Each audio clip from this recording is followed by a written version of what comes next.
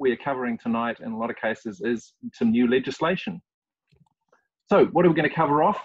We've got an hour together, and I'm going to try and leave some time for questions and answers in that as well. But what I wanted to cover was quite a lot, really, and to give you an overview, why this change has actually happened. Then looking at the main thrust of the changes. What's actually the main things that have changed? What's the nature of those? A really, really important question, because with any big change, it's a good time to pause and go, is this still the right entity for us? Is an incorporated society still the right entity for your organisation? And it may well be, but it's really useful to actually stop and pause and have a think about that. We'll then have a look at some of the practical implications of the changes and what your club is going to need to do, because every incorporated society is going to need to make some changes out of this new legislation. And I know that might sound concerning to some people, but actually most of this stuff's good common sense. It's practical, it's sensible.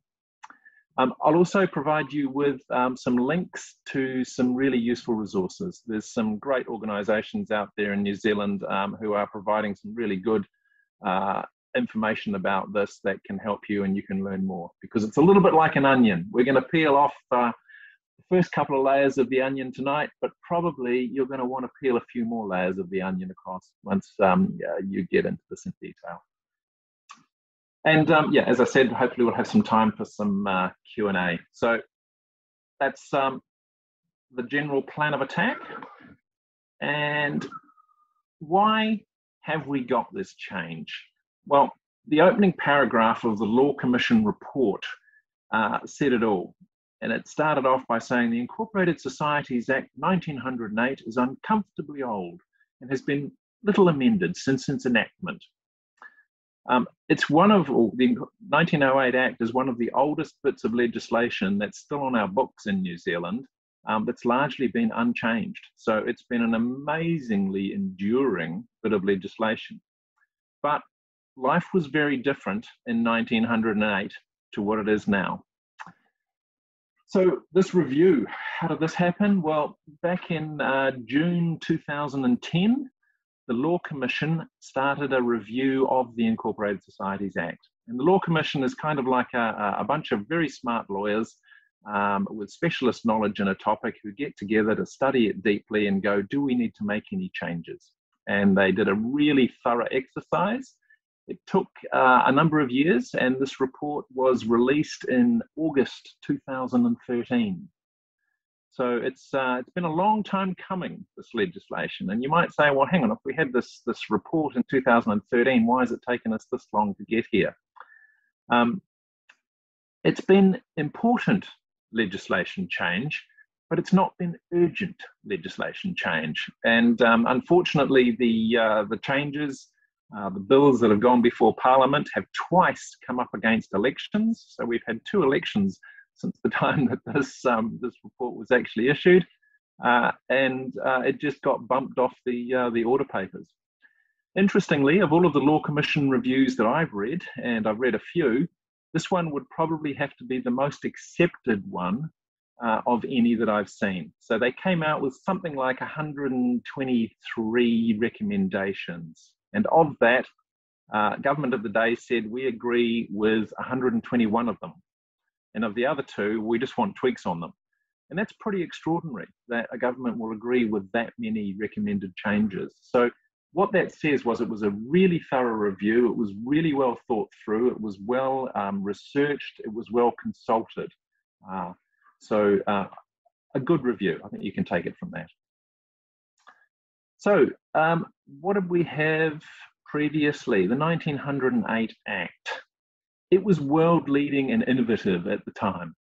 Sorry, my screen's not working here. There we go. It served New Zealand society very well. It allowed people to relatively easily come together in a legal entity structure for a common purpose.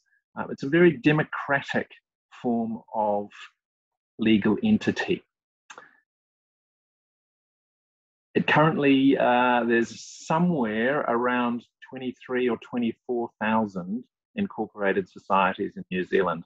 Now, You kind of think, well, we should know the exact number, but actually the Incorporated Societies Register has not been that well maintained over the years, and some societies haven't been chased up if they've fallen off it, or some that should be on it aren't on it. But we know there's about 24,000 of them out there. And they vary in size dramatically, from absolute monsters like the Automobile Association and Southern Cross with hundreds of millions of dollars in their balance sheets, to, you know, the tiny local knitting circle here in Raglan. It's, you know, a wide variety of entities out there. Oh, number 4's come up before number 3. It's been a really common structure for sporting organisations and national groups. Lots of federations in New Zealand have used the Incorporated Society structure. So for sporting codes, it's probably been the most common structure that's out there. There's number 3, goodness me. Democracy in action. Incorporated societies do define democracy in action. They're all about members voting, members deciding, members agreeing by consensus. So they are a true democracy in terms of a legal structure, which can be a strength. It can also be a weakness.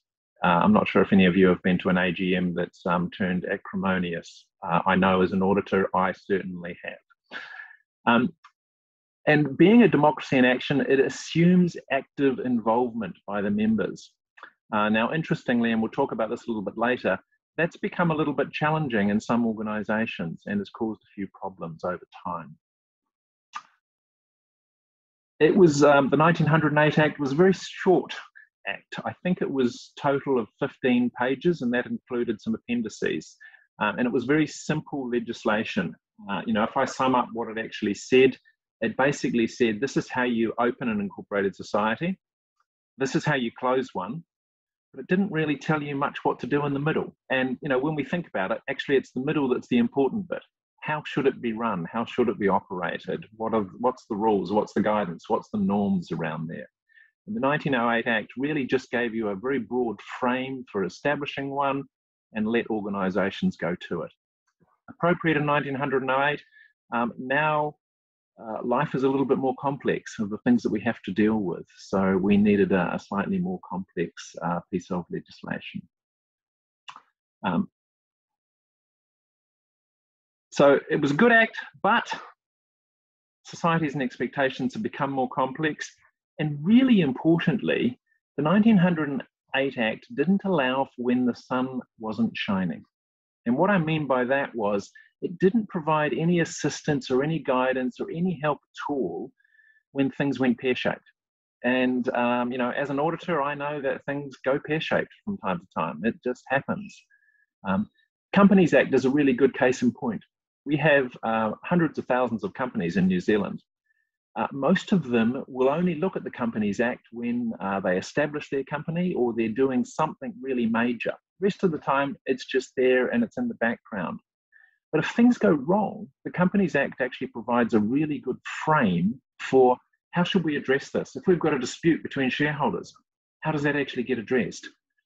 So a lot of what happened with our updating of the 1908 Incorporated Societies Act has actually been brought over from the Companies Act. And like, we've had that, it's worked well, let's import some of that, but in an incorporated society sort of framework rather than a company framework.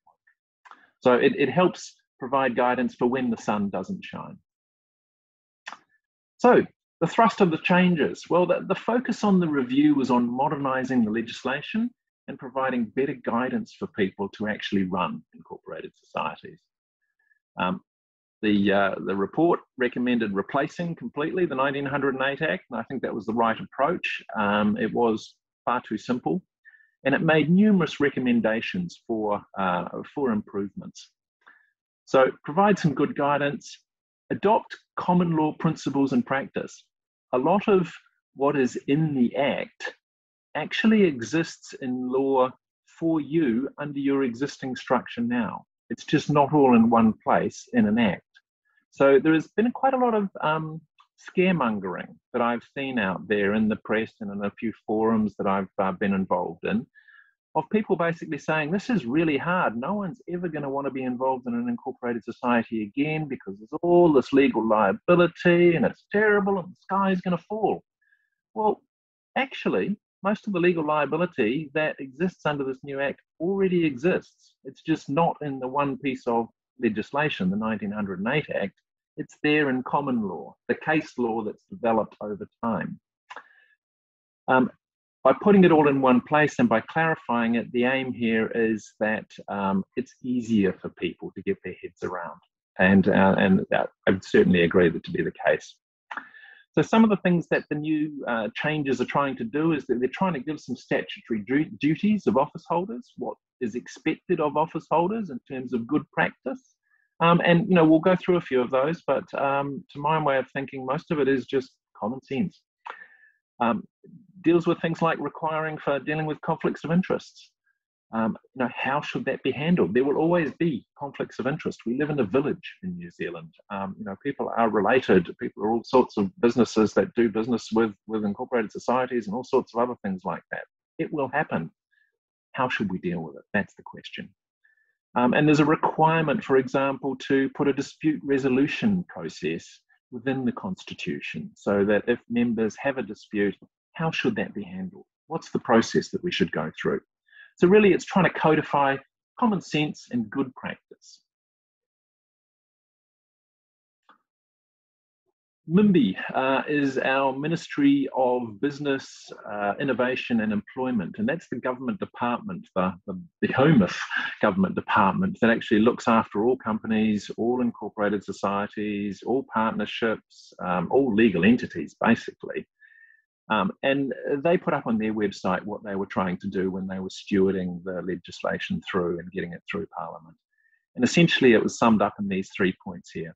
They wanted to help make societies more robust as a legal entity so that they could be more sustainable, to help societies govern themselves better, and to provide societies and their members with more clarity and options when things actually go wrong, some sort of constructive assistance around that area.